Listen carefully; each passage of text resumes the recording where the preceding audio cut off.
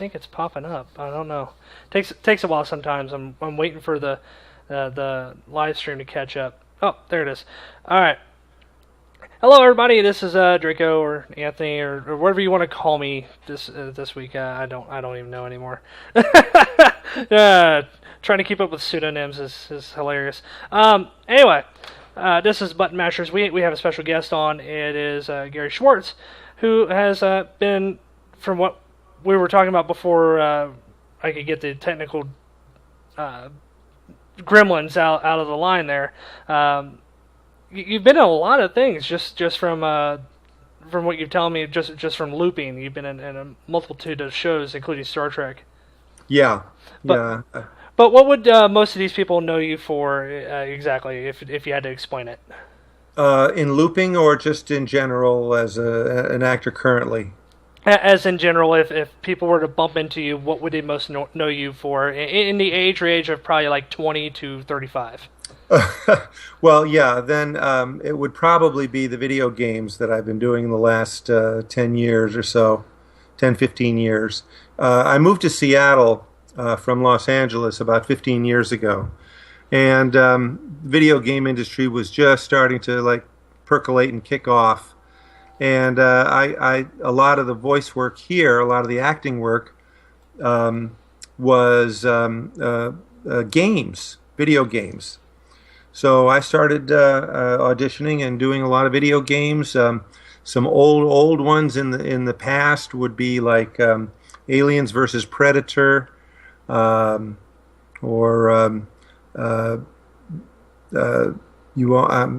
can't even remember some of the titles. But currently, the games I'm working on or that I have worked on recently, obviously Team Fortress 2 is probably the big breakout game for me as a personality. I play heavy weapons guy on Demoman. So, but I've also worked on Left 4 Dead. Oh, really? 2, yeah. And Dota 2. I don't know if people are familiar with Dota. Oh, I'm pretty sure they're familiar with Dota. I think the game's getting bigger and bigger. Yeah, it was pretty amazing. I had no idea. I did 4 characters in a very large collection of characters for that game, and I was invited to the international competition that they had here in Seattle a few years ago, and I was blown away by how big Dota 2 is worldwide. It just was incredible. Well, how does that make you feel, knowing that millions of people know your voice, and knowing now that the internet brings voice actors to the front light where they used to not be? Well, yeah, it's that first experience. Now, I had been doing voices for quite a long time, but it's fairly anonymous work. You go into a studio and you put down the tracks and you make the engineers laugh or whatever, and you go home. And I'm not a gamer myself, so I didn't really realize the reach until this international Dota 2 competition in Seattle, and I was asked to sign autographs, and there were lines, me and several of the other actors, and there were lines around the block, and it really felt like that was the first time I felt like, I was kind of like a rock star of some kind. It really felt great.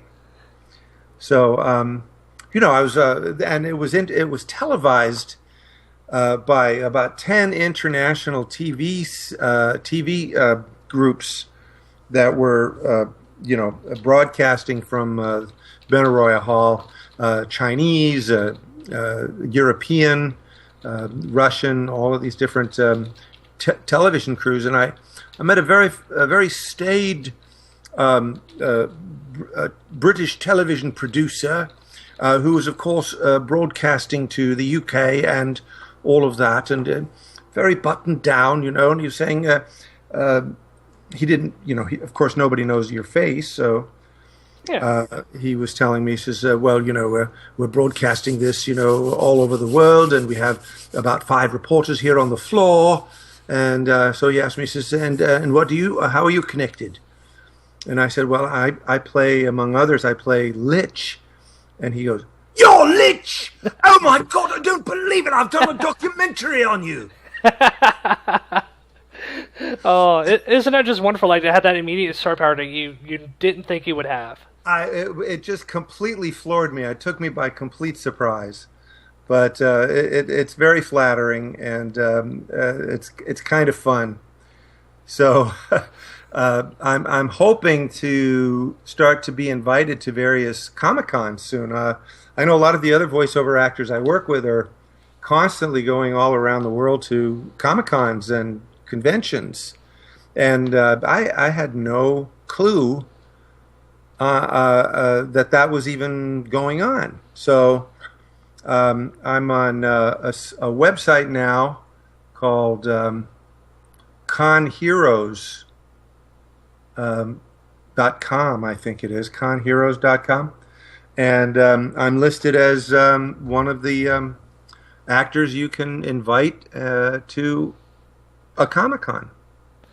I mean, it's always something that's interesting. It's the first con you get invited to because it's one of those things where it's like, oh, I didn't think I was important enough to get invited, and then you get invited, and then you meet all those people that want to they want to meet you. They like your voice, or they like the way that you approach the character, that kind of things.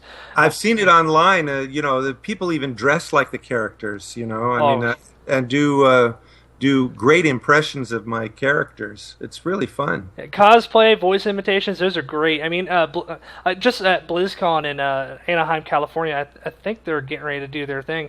They have a cosplay contest. They have a voice match, voice mimicking contest. They had a guy that was mimicking Deckard Cain, one of the characters in the game, who came so close that they actually thought he was the voice actor at one point in time. Aha! Wow. Well, that's cool. All right. So, like, when you're not doing voice acting or looping, you're doing the improv teaching?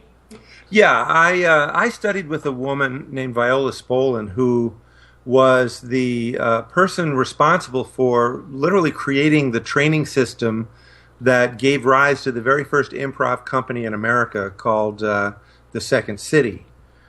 And I came across her in Hollywood, as I was first making the rounds there, and got to study with her, became a good friend of hers, and basically ended up being her protege. Now that she's gone for many, many years now, her work has kind of been, lost in the mist of time, unfortunately, and misunderstood. And a lot of other types of improv have come up that really bear no resemblance to the work that I was taught.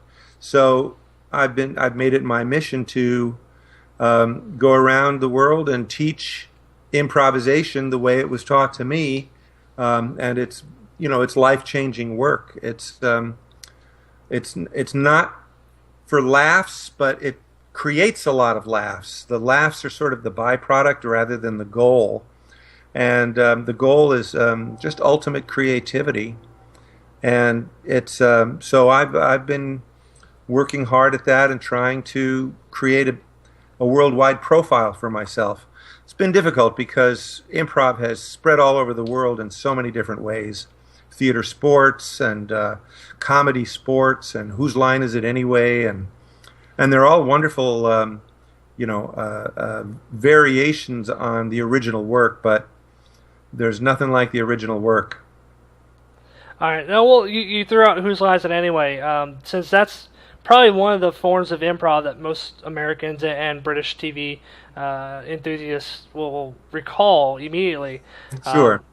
What can you express the differences between the improv that you were taught and Whose Line Is It Anyway? What's the major difference that makes it stand out like a sore thumb? Well, the improv I was taught was based on a book called Improvisation for the Theater. And it was originally created back in the 1940s and 50s by my teacher, Viola Spolin, to train children how to be on stage in really scripted material. But she had a great philosophy of not sort of wanting to tell children what to do and how to do it, but allowing them to discover how to do it. And so she came up with this thing called theater games. She would invent a game that would teach a skill. And so when you play a game, of course, you're having fun. And when you're having fun, you're in that state of mind that you have to be creative and spontaneous and intuitive. And so she used games to create this training method. Some of her early kids that she trained in this method were actors like Alan Arkin and Alan Alda, who are still working today and who were very influenced by her. And they studied with her when they were 14 and 9 years old in Hollywood. They're games, just like the games Whose Line plays, but the games that are on Whose Line Is It are sort of gimmicks for really funny comedians to get maximum amounts of laughs. And that's a different focus than the theater games training for acting. Although I must say, I've worked with Ryan Stiles occasionally and have seen him perform, and he's an utterly brilliant improviser in Spolin style, in all styles. He's just a masterful improv guy. And actually, he lives very close to Seattle. He lives up in Bellingham, Washington, and I've gone up there a couple of times to his club, his comedy club, and done work, played with him. Oh, that's pretty cool. That's pretty cool. I mean, Ryan Stiles, of course, if people watch Whose Line Is It, anyone knows exactly who Ryan Stiles is. Now, if I remember right, Colin Mockery had a show not too long ago. Now, when it comes to the games, I think I would agree with you on that point. The games on Whose Line Is It Anyway seem to be engineered just to get the maximum amount of laugh.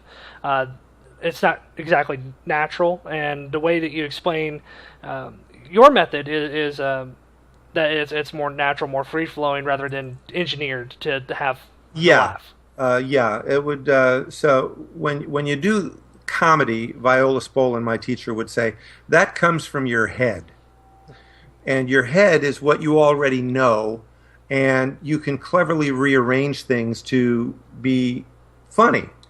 Her work is all about being completely spontaneous and literally unprepared with anything that's in your head.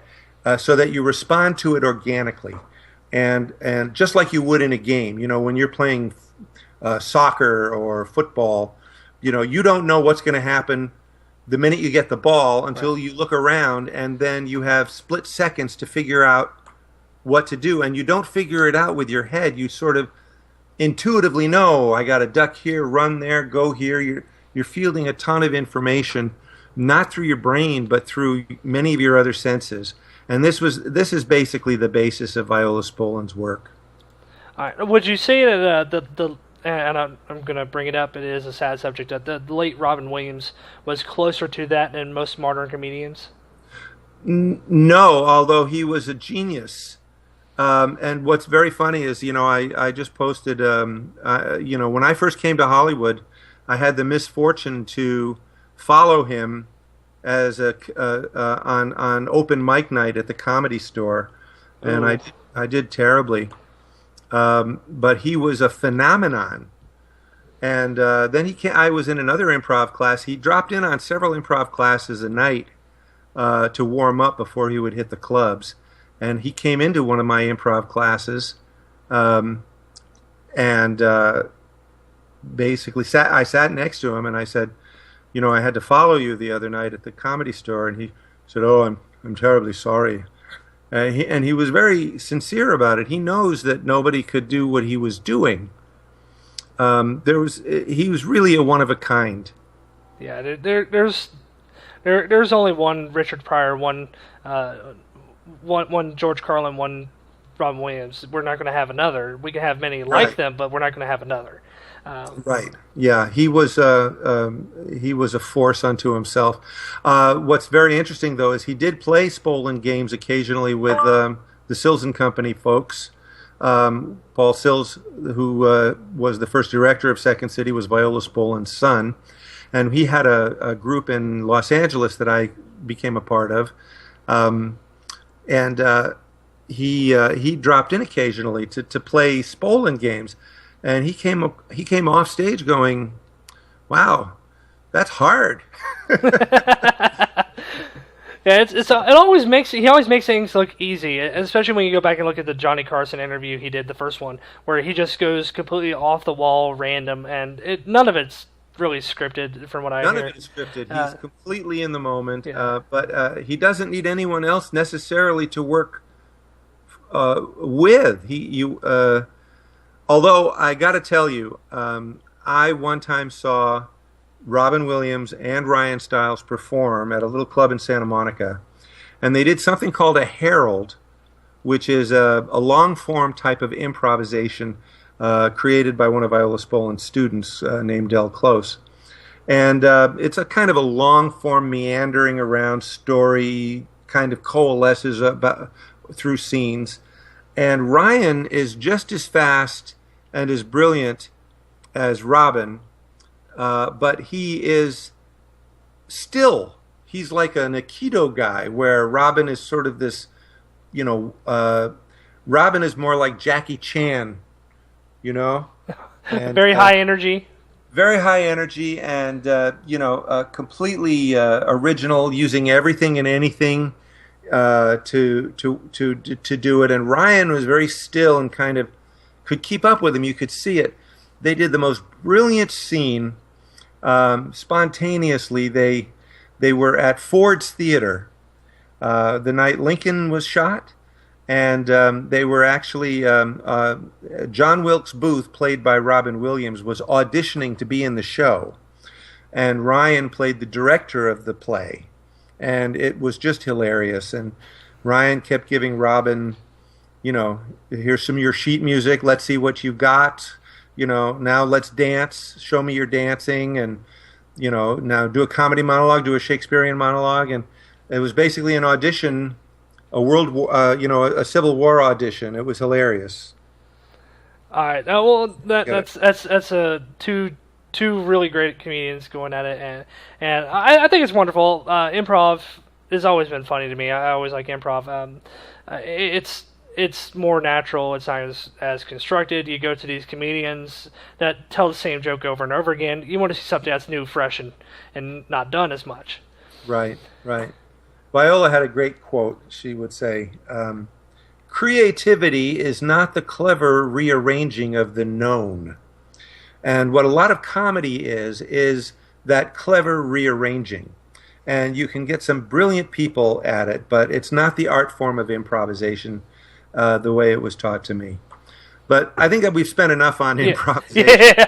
Yeah. Let's get back to the things that originally got me to bring you on the show, which was your game work. Now, there's one game we didn't mention at the beginning there that you're going to be at that's coming out soon. Right. Borderlands, a pre-sequel. Yeah, Tales from the Borderland. Actually, I've done, I'm on that game, which I've been working on, I guess, for the past year. The module I'm working on, I don't think is out yet. It's still being written and rewritten, and I keep going in for rewrites. And the character is great. His name is Felix, and he is the uncle of a woman named Fiona, who's they're con artists on the planet Pandora. And so I've been having a lot of fun with that. Prior to that, I have a great character on the game Star Wars: The Old Republic. Oh boy! And I play Langus Tuno, a Padawan posing as a Jedi. And the player can pick me up and play me through the whole game if they'd like to. Oh, so you're basically a companion character that can be used throughout the game as much as the character wishes. Yeah, but you have to know that I start out, you don't trust me, and I'm not trustworthy, and I'm a criminal. But as I get to warm up to you, if you continue to play me, you get a lot of great information out of me about the other criminals, very much like Blacklist, like the Blacklist, All right, so we got a question in chat from Sam Longoria. Sam. How do you find your character, and is there some shortcut for character work? Is there a shortcut for character work? You mean for video game character work? I'm guessing they're asking is there a shortcut to find your character for video game character work or for voiceover work in general? Not really. What they do is they send you some drawings of what the character looks like and a character breakdown, and based on that, you give it your best shot and you record what you think that character should sound like, given the parameters of the background that the writers have given you. You know, you have to say, you know, he's Russian,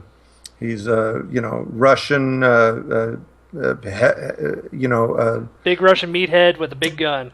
Yeah, with a big gun, sense of humor. You know, feels that he's invincible. Blah blah blah. So then you try a couple of different voices, and one that seems to fit the drawing. I kind of do it staring at the drawing until I get a voice. Then I start playing with the dialogue, and of course the dialogue in video games is very short. There are no real monologues. It's mostly responses to being blown up or being shot or shooting. So the character starts to develop once you get in the studio. And they start working with you, and they give you the scenarios that the character is in. In this situation, he's being shot at, and you have to say these things.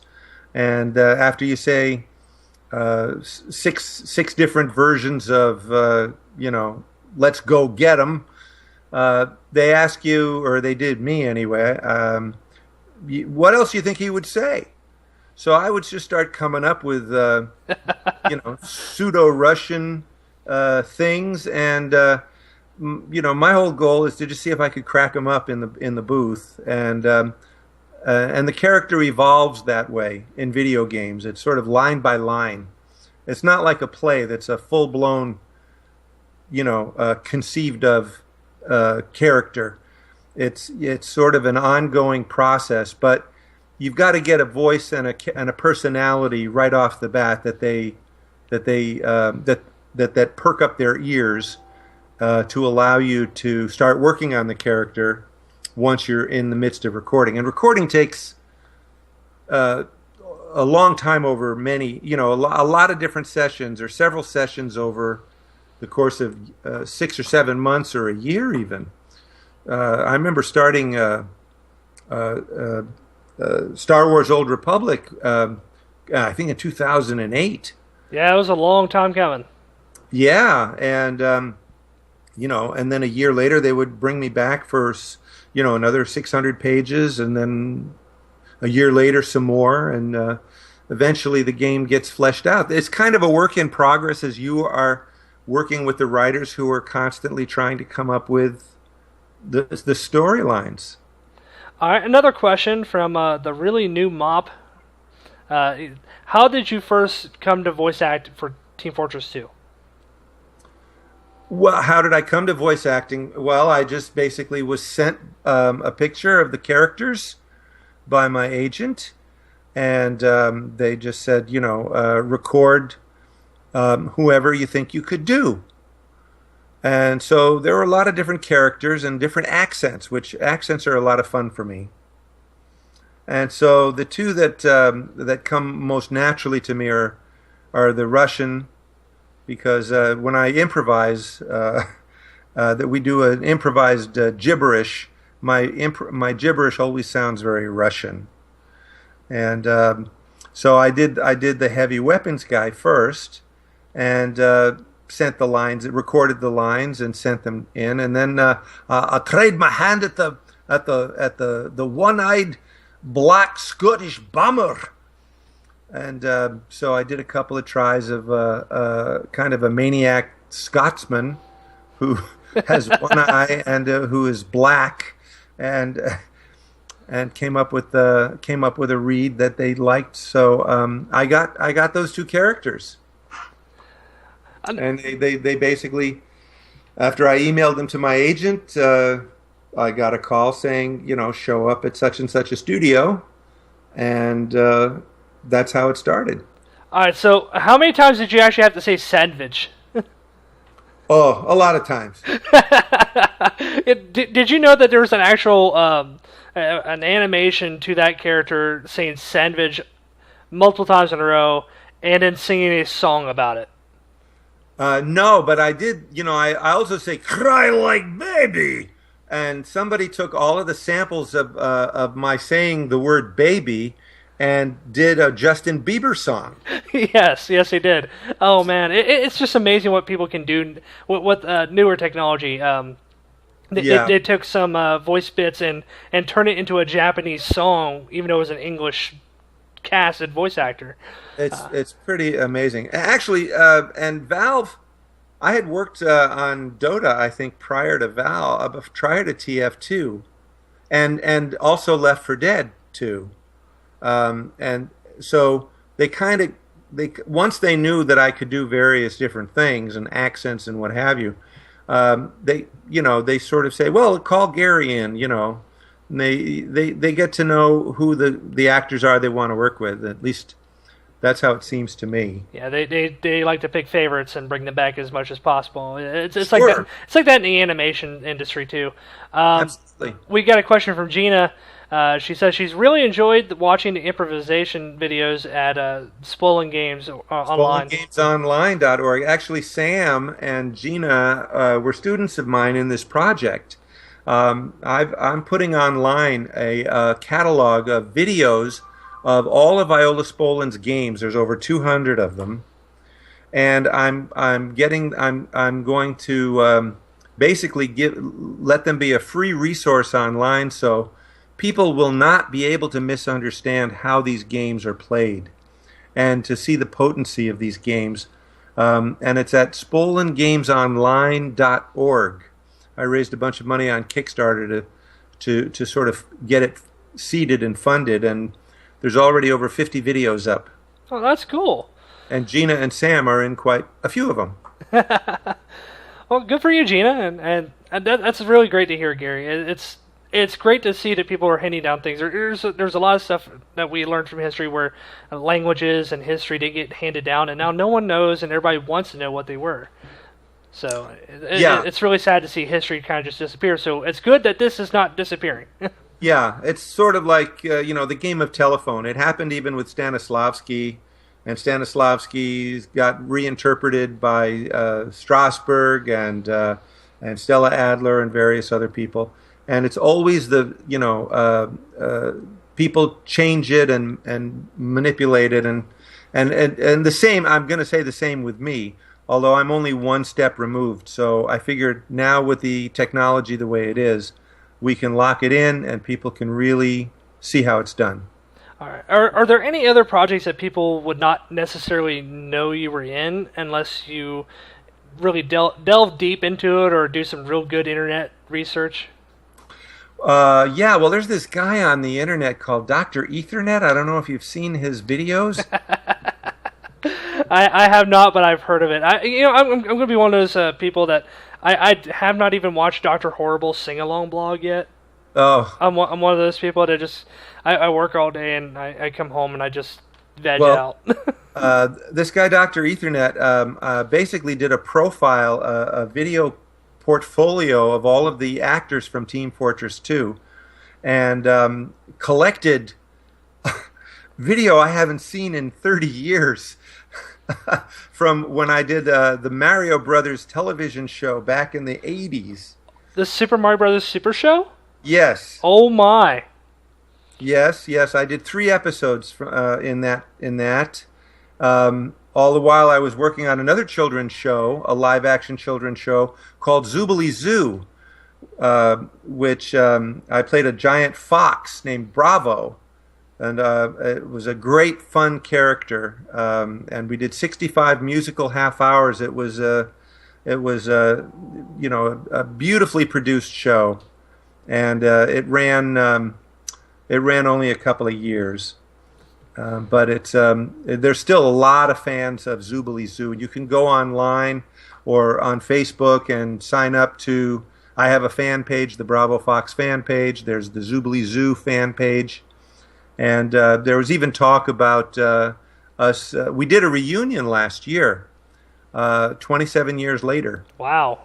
and all of us just picked up where we left off. And it may never be a live action show, but it could be some maybe web show or who knows what. But it was fun to see my old pals.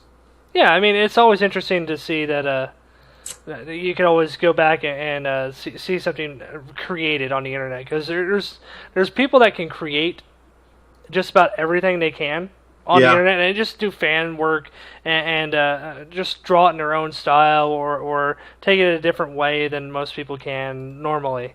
Yeah, no, it's pretty amazing, and you know I really run the gamut in terms of characters, because on Zoobilee Zoo I played a very lovable character, egotistical theatrical fox named Bravo, and I used the voice of Ed Wynn, and of course probably nobody knows who he is until I do the voice, and then you'll recognize it instantly. Well, you know, he sounds like this, you see. My goodness gracious. And you would remember him from Mary Poppins if you ever watched the movie Mary Poppins. Oh, man, that's been forever since I watched Mary Poppins. Well, anyway, but that's the man is named Ed Wynn, and I did his voice. I used his voice as the basis for my character, and I really got into it. And that was, you contrast that with me as the tank in Left 4 Dead 2, and that's the opposite end of the spectrum. I play this giant zombie on steroids that can rip up streets and throw cars. Yeah, that's kind of interesting. Like that's not so much more voice acting as what the Danielle, a voice actress from Skullgirls and Dota and League of Legends, was telling us how her character in Skullgirls does more grunts and yells and screams than she actually says any words. So, yeah, no, the tank. Well, I also did the voice of the radio, the helicopter pilot that rescues you in the game. But they also wanted me to do the tank, and yeah, that shredded up the voice pretty good. But you do what you do. You do what you have to do. Sam says, I know you direct a live stage theater in North Bend, east of Seattle. What is your next production? The next production is a Canadian comedy called Opening Night, and it's gonna open in October, and I think we got the dream cast for this little show. It's a little 100-seat theater just 30 miles east of Seattle, and I've run that theater for 10 years. I founded it and built it. And we've been doing wonderful productions over the years. I'm not directing it, but I'm producing it. It's a really... Do you know the TV show Slings and Arrows? Ooh, no, I can't say I have. Anyway, it's a Canadian television show about this sort of second-rate theater company. That's what this play is about. And it's written by a very prolific Canadian playwright named Norm Foster. And it's just going to be hilarious. All right, so you do a range of I would say acting. You go from voice acting, which no one can see your face, to stage acting and improvisation. You've got a wide range of talent there. Well, if you must know, I began my career at the age of 13 as a mime. Really? Yeah. Were you trained, or is it just something you just plug around with? I kind of picked it up from TV. My idols were Jackie Gleason and Red Skelton and. Oh, Red Skelton! Remember Red Skelton? Okay, good. Oh, my parents made me watch Red Skelton. Well, there you go. Well, they did a good thing because he was amazing. So I started at 13, touring with something called a Clearwater Sloop. Pete Seeger was a folk singer. And he had a campaign to clean up the Hudson River back in the 60s when it was terribly polluted. Mm-hmm. And he and Arlo Guthrie and Don McLean and some great folk singers got this big schooner to travel up and down the Hudson River and do these folk festivals on the banks. And we were a mime troupe that was hired to sort of entertain the crowd while the concert was getting set up. And that was my first experience as a performer. I later on went and studied mime formally, and when I first hit LA, I was an accomplished mime for about 13 years by that point, and met a friend of mine named Caleb Chung in a mime class, and we became the mime comedy duo of Schwartz and Chung. You can actually look us up on YouTube. I have some old videos. And Caleb and I were a great kind of comedy team for about 17 years. When I got the TV show Zoobilee Zoo, we both were up for it, and he didn't. He became a toy designer because he was very interested in special effects. Okay. And he ended up doing very well. He invented the Furby. Oh, wow. Yeah. He's pretty well off then. Yeah, he was instantly well off. And he also invented this other really incredible robot called Pleo the dinosaur. I think I remember that. Yeah, and I was the voice of Pleo. Oh, that's cool. I mean, yeah. that's good for him. Good for him to include you in on that. Oh yeah, well we're still best friends. He just, as a matter of fact, was here for a visit not long ago. So, but yeah, but our careers have. I was a mime, and I got bored with mime and kind of talked Caleb, my partner, into taking off the white makeup because it was sickening to. Mimes were starting to become pests. You know, they weren't artists anymore. They were just out there mocking people and asking for money. And so I wanted to branch out, and that's when I met Viola Spolin and my life changed. So I tell people that my career started out being seen and not heard, and has ended up being heard and not seen. Well, that's going to hopefully change because you're going to be invited to cons hopefully now. I would love to be invited to some cons. That would be great. Yeah, especially I don't understand why they haven't invited you to cons. You're the voice of a character from a very well-known game. Everybody knows what Team Fortress 2 is. I mean, everybody does. I'm finding that out only recently that the character is that well known and I guess iconic. Yeah, he's pretty iconic. Now, one more question about Team Fortress 2. Were you able to get were you able to get access to view any of the videos that you did the voices for? Because like you did Meet the Heavy and all that kind of stuff. The latest ones that came out with Man vs. Machine, did you get to see any of the videos for that at all? No. Okay. Not even no. I did see Meet the Heavy. They showed me Meet the Heavy. That was the very first thing they showed me. After we did the initial recording. What's fun also is that they videotape your face in the early stages. So my expressions are a lot. The Heavy's expressions are a lot like my expressions. I don't mean to laugh, but that's kind of interesting in a way. It's not motion capture so much. It's more of no. It's just reference for the animators. As a matter of fact, I consult at the University of Washington in the computer animation department, and I teach acting to animators. I worked for a couple of years at a school called DigiPen, which is devoted to teaching video animation and to crank out the next generation of video animators. Yeah, it's the video games are the big money making thing right now. So. Well, not for the actors, but yes. Yes, and not for the actors yet. Unfortunately, a lot of voice actors I hear don't get barely a penny for the millions that sell. So it's true, but still, there's room to negotiate. Yeah, there's always room. So like when you get asked to do a video game, what's the first thing you do? Do you look at the character or do you look at the script? And I know there's some actors that like to look at the script and say, nah, this is not for me. Do you like to look at the character or the script first, or does it matter to you? You just... Well, I'm sort of getting known a little bit for these kind of over-the-top type characters, and so I don't get a lot of these very straight characters who do the straight voices, the more straight voices. I'm kind of more less known now for doing bit over the top and dialects particularly Felix in Borderlands is German, and I do Scottish and Russian, and I've done various other. I do regular American too, but they're usually quite exaggerated characters. That's sort of my specialty, I suppose. But I will give it my best shot when I see, a picture of a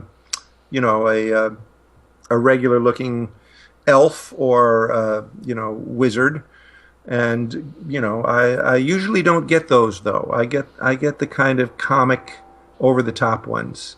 But what I do is they send me the breakdown and a picture and the script. And the script is really just about 5 to 10 lines. And you just put it, you just lay down something until you're happy with what you do, which is a luxury now. Back in the old days, you would have to walk into an office and have a read in front of people. And if it didn't go well, they say thank you and you walk out. Now you can record over and over until you go, yeah, that's exactly what I wanted. I'm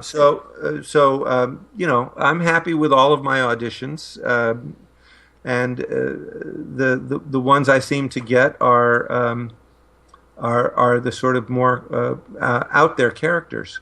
Well, it's not always a bad thing. The out there characters are kind of needed to balance out the straightforward characters, because if we had just all straightforward characters, it would be kind of, I don't want to say boring, but it would slow down the pace a little bit more. The out there characters kind of bring the pace up. They kind of bring the energy to it.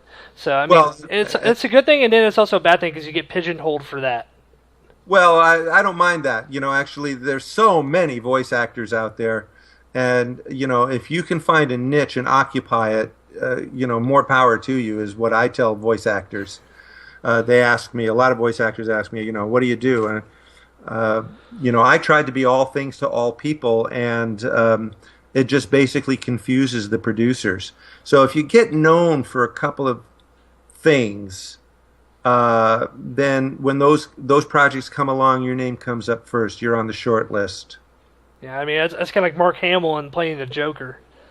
Yeah, well, there you go, exactly. And the nice thing about TF2 is almost all of the characters are over the top. Yeah. And so I got to tell you, and I know several of the actors, they're here in Seattle. We have a ball with them. They are so fun to do. I'm kind of wondering why, because TF2 is kind of a big game to a lot of people. A lot of people have played it. A lot of people still play it. Why there isn't a Team Fortress Con? Because there's a Minecraft Con. There's a BlizzCon. There's a lot of these different cons dedicated to either one series or one company. Why isn't there a Team Fortress Con? I mean, it would be interesting. You could have a red side and a blue side, and there you go. Well, hey, put it in the suggestion box. Valve has a lot of great titles, and Team Fortress 2 is just one of them. Yeah. They have a lot more titles coming out too. I mean, the Steam Greenlight helps a lot of indie programmers just bring their games to people on Steam, and Valve's gotten some flack, but really they're one of the most innovative companies out there. And to be honest with you, I like their snack bar. Their snack bar's legendary. Well, it's fun to work for Valve because they do, give you a little bit of free reign, and you definitely want to bring your stuff to it, and that's great. So I do like that, and I wouldn't mind going to a Team Fortress 2 con, or I went to that Dota con and I was blown away at the mass of people. It was like every country was like sitting in the auditorium with their flags. Like it looked like a geeky Harry Potter, like Hogwarts. It was just strange. The Olympics for gamers. It really was, and it was $1 million prize. It's gotten up higher than that. I think it was $14 million last time around. Wow. Yeah, 14 million just to sit and play video games. I don't know. It's kind of amazing for me as a gamer and as someone that's worked in the gaming industry. Behind, I was a support between the programmers and the players. It's kind of interesting to see gaming get recognition as a sport because it is competitive. It requires skill. Just because it's in front of a monitor doesn't mean it's not a sport. And it's great seeing that it's coming to the foreground. Now we're coming up to the hour. I promised you a discussion of what bronies are and why we are what we are. Good. Yes. Tell me. Bronies, we started in an internet chat base called 4chan. And a lot of people don't like that word because it's a foul place. It's not really that bad. It depends on where you go. Basically, it's an internet forum where people can come and interact. There's a lot of those trolls that I told you about that are there in a forum called /B, which is for random. I don't get why there's a B. It's beyond me.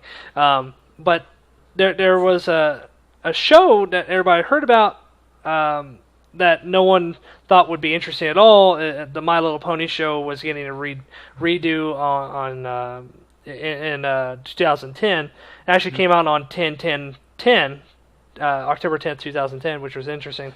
But it was the interesting thing that came about it was when people started looking up who made it, who was writing it, and who was animating it, and some of the voice actresses. Mm-hmm. It turned out that Lauren Faust, wife of Craig McCracken, and friends of Jindy Tartakovsky, was the one that was headlining this show, producing it. You have writers like Megan McCarthy, L.A. Larson, Amy Keating Rogers, some very fine writers on the show, so that started to get interesting. Geographically, where was this? This started in L.A. Wow, okay. Yeah, for Hasbro Studios. Animation is done in Vancouver at what used to be called Studio B. It is now DHX. Studio B did Ed, and Eddie back in the late 90s, I want to say. I can't remember exactly. And the voice actresses range from Tara Strong to Tabitha St. Germain, Nicole Oliver, Ashley Ball, Andrea Libman, and there's just a litany of others that have joined the show, like Matt Hill from Teenage Mutant Ninja Turtles, Scott McNeil, Richard Ian Cox, Ian James Corlett's daughter, Michelle Creeber, the daughter of Michael, and oh god, I forgot her mom's name. oh, she's gonna kill me. The Michael Creeber and I'll remember her mom's name in a minute. I just can't remember right now. But just a litany of Canadian and English and United States actors, voice actresses that are on this show, and it caused a lot of people to take interest. So they started watching it. And while this show was designed to sell toys to little girls, the story actually was designed by Lauren Faust to be interesting to adults watching the show with little girls and their daughters or nieces or sisters, what have you. Mm-hmm. And they had a lot of throwbacks. Like there was some background characters that were from the Big Lebowski. There was there's a ton of mythological beasts that are very scary to little girls that are in the show, like the Hydra, the Cerberus, and some dragons, some big scary dragons. But they also talk about some issues that not only little kids could learn from, but also the adults watching it as well. It's a show it's made to learn and sell, but at the same time, it's interesting and the story is deep enough for an adult to enjoy it. And a lot of older adults, and male and female, started enjoying the show. So we adopted the term brony, or bro who likes ponies, or my pony bro, or brony. So we're just fans of the show that Lauren Faust recreated. Not necessarily the entire series. It depends on the person you ask. And a brony is nothing like special. It's not like being Christian. It's like being a gamer who likes watching classical movies on a Sunday. It's just really an everyday person. You would never know about anything unless you asked. I mean, they could like going out to bars. They could like going to concerts or improv studios or directing movies or flying spacecraft. I mean, there's a lot of us in different ranges, including the military, which is interesting in itself. And I don't understand why some people, about a year and a half ago to 2 years ago, were ragging on us because we liked the show, mostly Fox News. So it was interesting to see people like, oh, they're just fans of a TV show, like how most people like Transformers or G.I. Joe. It really doesn't matter. So there's that. That's Brony's in a nutshell. Okay. So and this is a worldwide group. Yes, we have musicians, artists, voice actors, voice doubles. And a bunch of people from all around the world. There's this guy named Living Tombstone who's a musician from Israel, actually.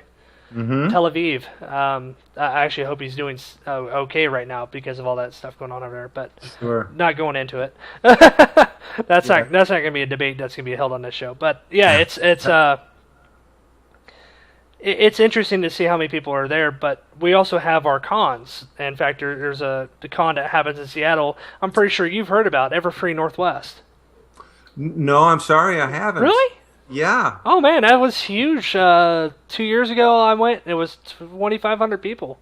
Well, again, cons haven't been on my radar up until this year when I found out that a lot of the other TF2 actors, John Patrick Lowry? Yes. And Ellen McLean. Ellen McLean's, of course, the voice of GLaDOS. Yes. She's like a superstar. Oh, yes. Well, they go all over, and I've just only recently sort of, looked up and said, hey, I should kind of be doing some of this stuff.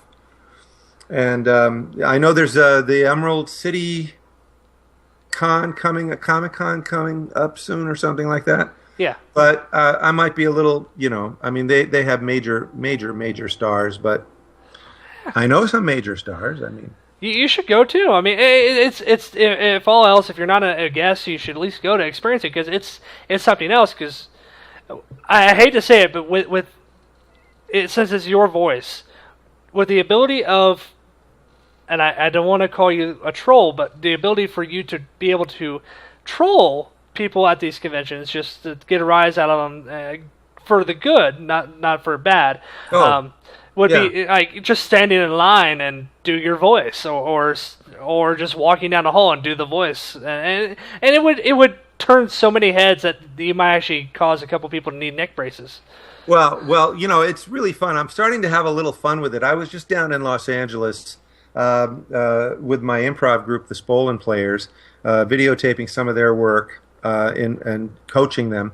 We went to this little bar in Burbank called the Tin Horn, and at the end of the night, the bartender, I guess, overheard me do the heavy voice, and he asked if I was the heavy, and I said, yeah. He said, do you mind if I get a selfie with you? So I said, hey, better than a selfie, turn the video on, and I'll give you a little shout out, I go, this is my friend Jacob. Right? Yeah, I actually saw that on Reddit about a week ago. Now, that's the next thing. The next thing I know, I get a link from somebody saying, this has been trending on Reddit. And I started reading some of the comments. First of all, some of my former students from DigiPen were the first to comment about it. But about 10 comments down, there's a green line that said, oh my God, the voice of the heavy is the skinny old bald guy? Awesome. It's always interesting because if you watch any of the Family Guy stuff, you could see that Cleveland is voiced by a skinny, bald-headed guy. That's white. It's like, oh, okay, didn't see that coming. Yeah. And I've Dan Castellaneta, boy, he's you can't get more iconic than Dan. And Dan used to be in my improv group for many years. Oh, that's pretty good. Yeah, Dan is the most unassuming, nicest, multi-talented guy there is, who just has no ego at all. Zero. All right, we're coming up to that time. Is there anything you wish to plug to the people watching? What do I wish to plug? Well, my websites. If you want to learn about viola Spolin, and I also offer my services on SpolinGamesOnline.org. If you are interested in a workshop and want to organize one for me, or I could do one even at a Comic-Con. I've done that, at conferences and in business settings. I will come to you and work with as little as 12 to 26 people, and for a day, a weekend, or what have you. I just came back from Japan, having done a 4-day workshop there with 24 really wonderful people, teaching them improv that is, I will just tell you this, it's life-changing. And I'm trying not to sound hyperbolic, but it is. Well, it's good to teach that kind of stuff, and it's Japan's one of the places I absolutely want to go to. It's on my bucket list at the top. Go to Japan, so I'm a little jealous. One of the gals there she's an improviser. She also is a voice actress and a voice caster in Tokyo, and she invited me. She didn't know I was from Team Fortress 2. She just knew me as an improviser, an improv teacher. She invited me to her house, a lovely Australian lady, Donna, her name is, and we're sitting there having dinner at her house, and it just comes up that I'm the voice of and she says, "Oh my God, I'm geeking out," and she immediately had to tweet to everybody, "The heavy is eating chicken, my chicken that I just cooked." So yeah, come study with me. I'm a master teacher. Shout out to Sam Longoria and Gina. They're some of my students, and they can vouch for me. My theater in North Bend, if you're in the Seattle area, is 10 times better than the normal community theater, based on the fact that I use theater games to train local actors. So if you come out to valleycenterstage.org, that's the theater that I founded 10 years ago. And if you want to learn about me personally and my history with Zoobly Zoo and movies, I was in the film Quest for Fire, go to gary-schwartz.com and drop me a line. I'd love to hear from you guys. All right, Gary, it's been absolutely wonderful, and if you could just hold on just for a few minutes after we close out the show here, we'll do that thing that I'm pretty sure our listeners will enjoy. Okay, that's right. So you want me to? Do you have a script for me? Oh, I have a basic script, so we'll go ahead and do that. So anybody, if you want to go ahead and follow Gary, he is on Twitter. Let me Improv Maven is my Twitter handle. Improv Maven. Improv Maven. Yes, and you go follow him on Twitter and just petition these conventions. Tell them to bring him to conventions so that way you can experience Tell it. them heavy will make them cry like babies. Entire team, baby. Yes. I gotta admit, I love playing the heavy sometimes on Team Fortress 2. Although I do like the engineer a little bit more, just because I'm always busy, so the engineer allows me to plant and do things on the other screen. Yeah. Unfortunately, the gun doesn't fire itself, so I have to.